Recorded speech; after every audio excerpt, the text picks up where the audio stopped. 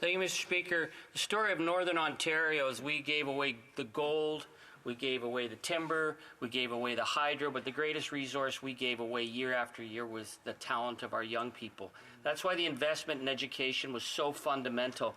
And so when we saw the destruction of Laurentian University through the exploitation of the CCAA, the destruction of the Franco-Ontarian programs, the destruction of Indigenous programs, the destruction of the midwifery program for Northern women, New Democrats said we had to deal with this. We called for an emergency debate in the House. New Democrats brought forward legislation to call to close the loopholes and protect public institutions. We see finally that the Liberals are recognizing that there is a problem with the exploitation of the CCAA against post-secondary institutions. They haven't included in their fall economic statement, though, the need to protect all public institutions so that we don't have Danielle Smith or Premier Moe or Doug Ford putting hospitals and other institutions under CCAA to strip them and destroy them and take them apart. So I want to ask if my colleague is willing to work with the New Democrats. We are going to fight to ensure that what happened at Laurentian University is never, ever done again to a public university,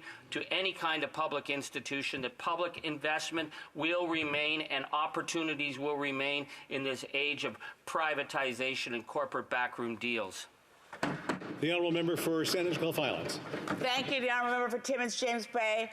I would be honoured, and the Greens commit here and now to work with the NDP to make sure that public institutions like Laurentian University never face the threats of insolvency and bankruptcy and the scandalously bad management that left students high and dry. I remember that debate. I remember so well what was done to help. And finally, we see something in this fall economic statement to end that kind of practice, predatory bankruptcies.